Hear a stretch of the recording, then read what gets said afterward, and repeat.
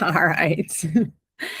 All right, good morning. This is contract training. So if you guys have been to a contract training before, you know this is just a little mini training as we're going through forms and documents for Pennsylvania and Ohio. This specific training is for Pennsylvania, but if you are licensed in Ohio or getting licensed in Ohio, the form for this is very similar. So you may have some great takeaways for this as well. Today, we're talking about the buyer's reply to inspections. The buyer's reply to inspections.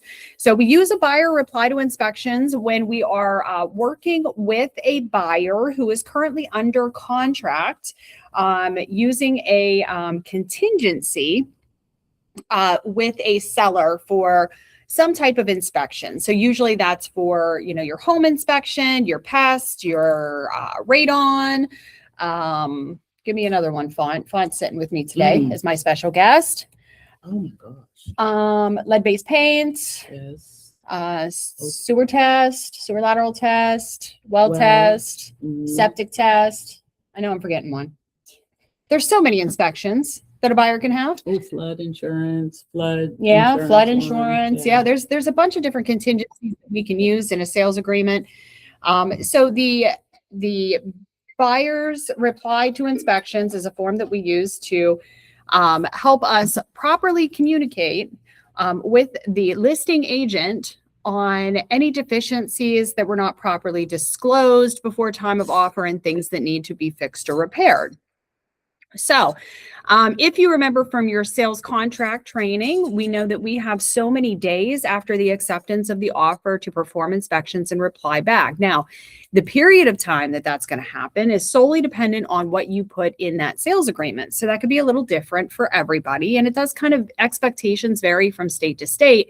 So make sure when you're doing your sales agreement that you review and select the days appropriately in the sales agreement, because that's going to determine when this buyer reply to inspection form needs to be completed and returned to remain valid. Because if we don't return it, then we lose our right to use it. Okay.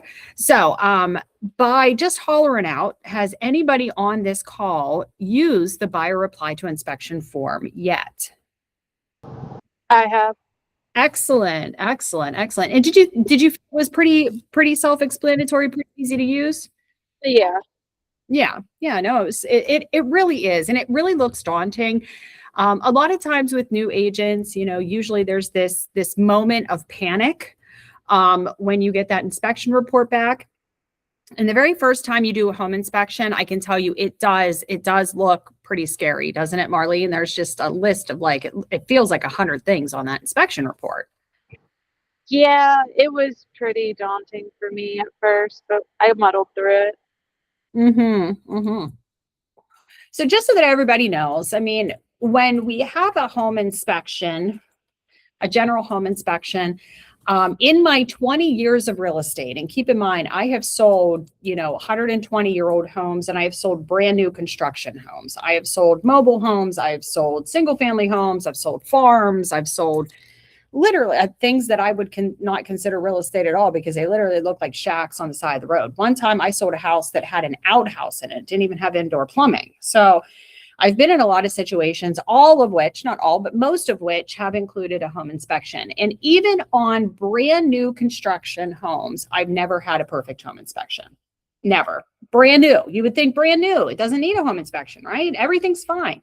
Not the case. So there is always a laundry list of things that are going to come wrong. So setting up proper expectations with your clients before going into the home inspection and helping them, especially first-time home buyers, understand the process of things is going to be super important. So let's jump right into, I'm on the wrong screen. There we go. Let's jump right into taking a look at the BRI here. So this is the buyer's reply to inspections report, or written corrective proposal, BRI for short. And you can use this abbreviation if you're looking in your PAR forms. If you're in Ohio, you're just going to want to look for the reply to inspections to pull up the form that you need. Because like I said, the forms are a little different depending on what state you're in, but they all basically serve the same purpose and all basically say the same thing. So in this one, we're going to be looking at the BRI, just because it is the most common one we use. It was made for Pennsylvania, but just so that you Ohio people know, if you want to use this one in Ohio, you can, because it does say this form is recommended and approved for, but not restricted to use by the members of the Pennsylvania Association of Realtors. So you can use this as well. You absolutely can. So here at the very top of the page, we're going to put in, obviously, the property information, the seller's name, and the buyer's name. That's pretty self-explanatory. It says here that, note, this form is to be used for negotiation purposes according to paragraph 13B of the sales agreement. This form is not an addendum and should not be signed by seller or attached to this agreement. Well, that just seems silly, doesn't it? That you're going to put in a reply to inspections, but only the buyer has to sign it. And I always thought so too. So years ago, our BRI used to be signed by both the buyer and the seller, but they've changed that. That's no longer the case. So we used to have a one-step process. You just put this in, and if the seller was good with all the terms on it, the seller would just sign off on it and accept it, and we would just have a day. But now they've changed this specifically in Pennsylvania, where we are providing the BRI as our notification, because that notification starts the time period that's in paragraph 13 of the sales agreement. So the sales agreement states that and I'm just going to use what the standard dates are on the sales agreement. But again, these can be changed or filled in depending on what your needs are of your client. So the sales agreement in Pennsylvania states that the inspection period will begin and last for 10 days after the offer acceptance date. So if your offer is accepted on June 1st, okay, and everybody signs on June 1st, day one becomes June 2nd. So we have June 2nd, 3rd, 4th, 5th, 6th, 7th, 8th, 9th, 10th, 11, total of 10 days to complete all of our inspections. This time period gives you and your clients the permission to access the property for the inspections and bring an inspector in, and allows them to do things such as turn on the lights, look at the electrical panel, take the panel off if needed, run the water, do all of those things inside the home that you traditionally wouldn't do at a showing, in an effort to really figure out what's working in the home and what is not. So that this BRI will come after that 10-day period. Now, furthermore, in the sales agreement, it says that after that period, which is 10 days, if you don't fill in a date, and that works the same in Ohio as well. After that 10 days, you have 5 days to then review the home inspection with your client and submit notification to the seller to either make repairs, to accept, or to terminate the agreement. Okay, so you have those 5 days, and those are calendar days, not business days. You have 5 days. So once you have gone through the home inspection report with your client, they have determined what they're going to ask for and what they're not going to ask for. This form is used to notify the parties that you have done your 10 days, and now within your 5 days, you are now submitting this in to start that negotiation period. Okay, so that's what this specific form is for. All right, so right in here, in reply to the following inspection reports only. Let's say, for example, that you did a sales agreement for your buyer and they elected to have the home, the pest, and the radon inspection. Okay, home, pest, and radon. Now, you're getting close to your time frames, and we know that the home inspection comes in pretty quick, and so does the pest inspection. Usually you get that same day or next day. You'll get that report in, at very least, the next business day. If maybe you had it, on a Saturday, you should have that by Monday. But we're still waiting on the radon, and the time frame is getting really tight, and you're starting to sweat a little bit. You're starting to get a little bit nervous because that radon could take up to a week to come back. Now, you've asked the listing agent, are they willing to extend the radon? And they said, I don't know. I got to talk to the seller. They're not real keen on it. But you don't want to miss your timelines because, we already know that there's things on the inspection report that are really, really important to the buyers. So in this instance, this is where you could go in and you could check just the, the home inspection box and the pest inspection box, which is also known as wood infestation, and say we are responding, at least at this point, to these items because we don't have the radon back yet, and I haven't gotten an extension on that radon period. Okay, so only the boxes that you are checking, you're actually replying to. Now, as a good rule of thumb, it is often suggested that you reply to all of the inspections at the same time. I can tell you as a listing agent, which is predominantly what I do, if I get a BRI back and I know that they had the home, the pest, and the radon, I'm going to want to look at all of the information up front before I really sit down with my client and make a determination on what we're going to do or not going to do. But if your other party, if the other side is kind of playing hardball with you, you can go in and just elect the items that you are responding to and let them know that, like, hey, I don't have the radon. I know we're running tight on time, but I do not want to give up the opportunity to ask for radon mitigation in the event it does come back in time and does come back high. So just be careful. Yeah, fine. So my question would be, could you do a CTA and extend the contingency period for the inspections? So you can, yes. But if in this instance, the other party has not returned that and they're kind of digging their heels in.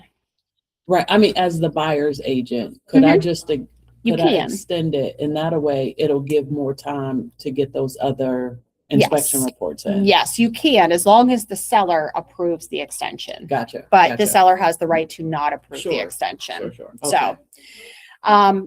So that's kind of how this works. Now, if you didn't elect, let's say this home is public water, public sewage, there is no on-lot sewage, there is no well. So obviously you didn't elect those contingencies. You don't have to do anything with any of these other blocks. So if it does not pertain to your sales agreement, you don't have to do anything. You don't have to cross them out. You don't have to mark them off. You don't have to check the boxes. We're only going to focus on what are our actual contingencies. So here you have a couple different options when responding. Okay. In the event that the inspection period, all the inspections come back golden and the buyers don't have any problems, then you just click accept and say, hey, we're not asking for any repairs. Everything looks really great. The home is just as perfect as they thought it would be. And we're moving forward. You just click accept and you turn this in, and no further steps are needed. You've ended the contingency period. You've notified them that we're moving forward to closing. We're good. Okay. So they don't need to sign it. They don't need to do anything with it. You just have it accepted, have your buyer sign it, and you deliver it to the other party. Now, in most cases, 99% of the time, you're going to have written corrective proposal. So in the response to the attached report, buyer requests the following: correction or repairs to the property to be completed by seller at seller's expense no later than blank. Okay, so this you have to fill in. I see this not filled in a lot of times when we get transaction files.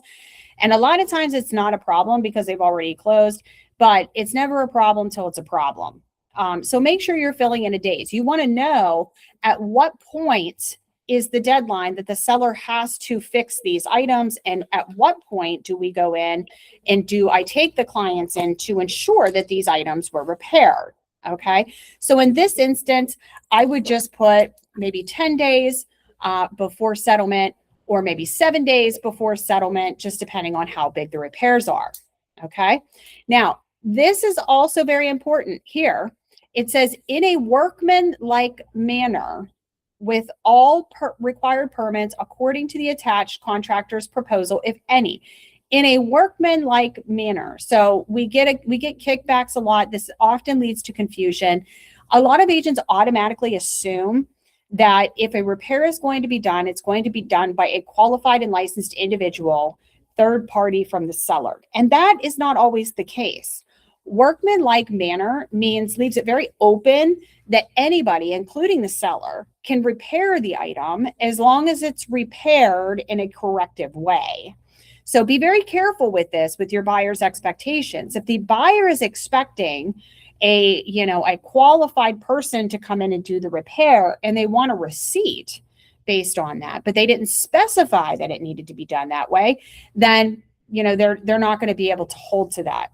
So let's take, for example, this is a big one.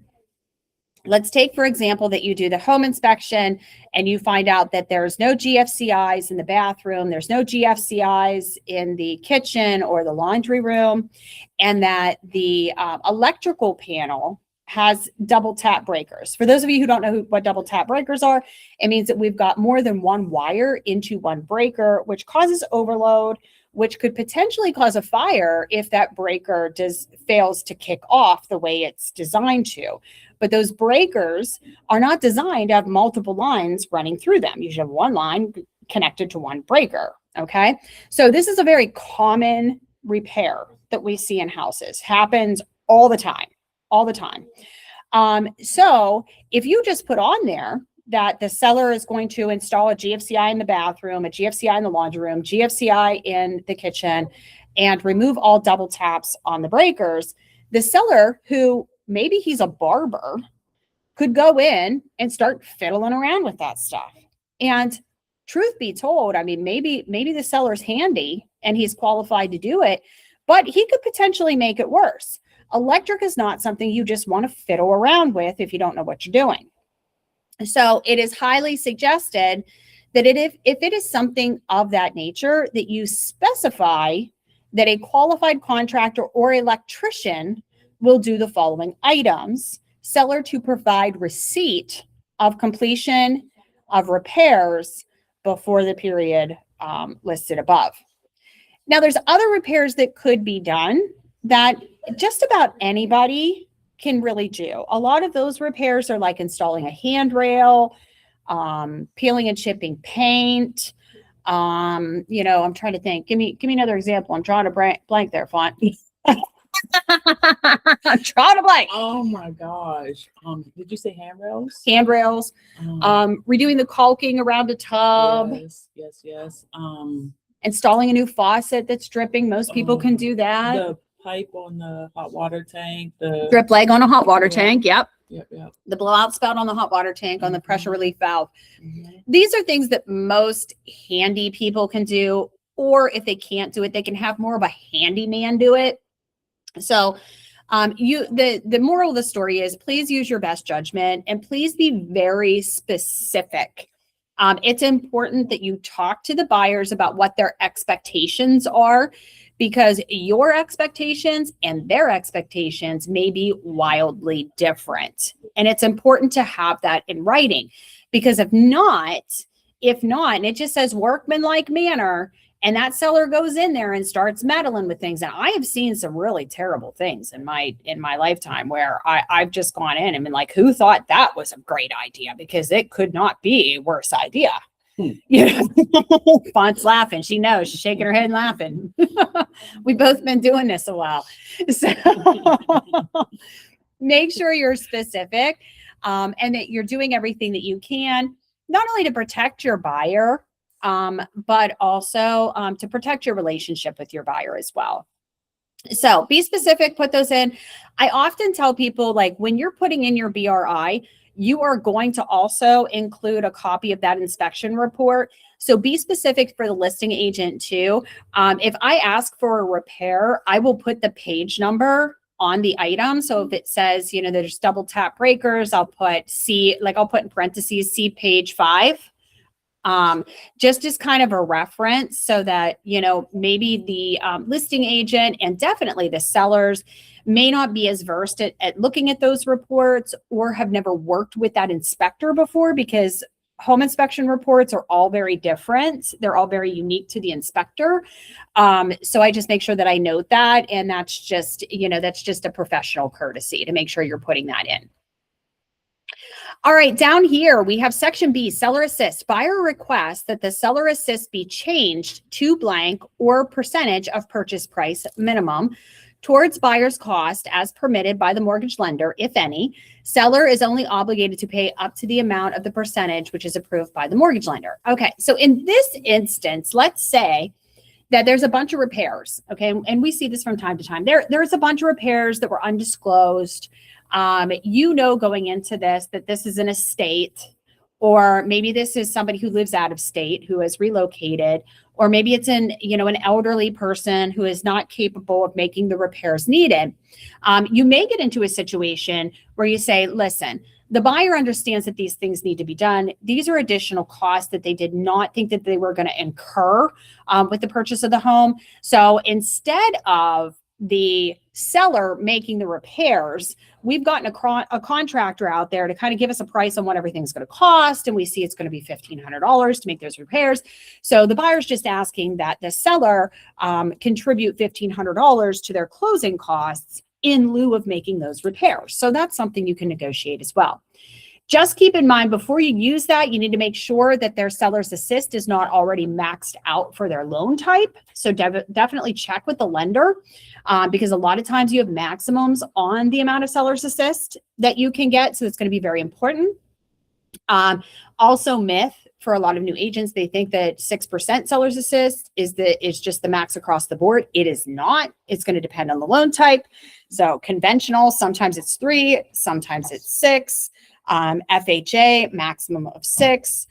VA has no cap, even though people think it's 4%. It's not. It's 4% plus any additional customary costs that the seller will cover. So there's no cap on VA. USDA is going to be 6%. There's other loan programs out there that are not kind of the foundational loan programs that do allow seller's assist. So you're going to want to check in your market with your mortgage lender if you're using any type of loan program that does, but all of them will have, other than VA, will have a ceiling on how much seller's assist that a client can have. So just before you put this in writing, make sure you're checking that with the lender, make sure they're not maxed out. All right. Item C, which does happen, is buyer requests that the purchase price be changed. So this is a situation that you would use where now the buyer feels strongly that they're overpaying for the home and that the home is just in dismal condition. This is almost like your last ditch effort to hold this thing together. You know, it's kind of like when the ship is sinking and you're taking out bales of water by hand. Fawn's laughing, she knows. Where you're like, okay, the buyer really wants the house, but they really feel like they're overpaying now because the home is just not in the condition that they expected. And you're putting in that, okay, instead of terminating, let's put in a price reduction. So for example, if they put in an offer for $220, and, they found out that there's $20,000 worth of repairs, and now they want to reduce the price to $200,000 or $190,000 or something like that, you can definitely put that in. Section C is the least accepted BRI. So I wouldn't use that as your first step. I would kind of use that as your last step. Usually corrective repairs are common. Seller's assist or concessions are more common. But I have seen purchase price reductions go through. They are just usually used in your most extreme cases, if that makes sense.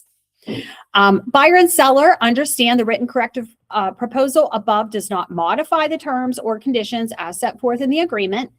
Any agreed upon corrections, repairs, and credits must be included in an executed addendum, such as a change in terms addendum. All right, so what you would do is you would have the buyer sign this, and then you would take this along with any of the inspection reports and you would deliver that to the listing agent within that 5-day period. Okay. And you have 5 days. When I say 5 days, you have 5 days after your inspection period to review the inspection report with the client, to come up with your BRI, to deliver it to the other party and have them respond with an acceptance. You have a 5-day window. Once that 5-day window closes, if you don't have an accepted agreement, if the two parties have not accepted something, then the buyer has to determine, are they going forward without any repairs or concessions, or are they walking away? That's the only options they have. So that 5 days is all inclusive of you reviewing, of you executing the BRI with the client, delivering it to the other party, and having the party respond, no matter how many times you got to go back and forth until you land on an agreement. And a change in terms addendum, also known as a CTA, is drawn up with those terms. And those terms may look identical to the BRI if the seller has just accepted it, or they may look wildly different depending on how many times you guys have gone back and forth. So in that CTA, that change in terms addendum, must be delivered within that 5-day period. If you fall outside of that 5-day period and the seller says, well, you missed the deadline, I'm not fixing anything, doesn't matter what I said, you're stuck. You're stuck. So timelines are so important. Okay. Questions on the BRI form? No. Questions on the inspection process or the inspection reply to process at all?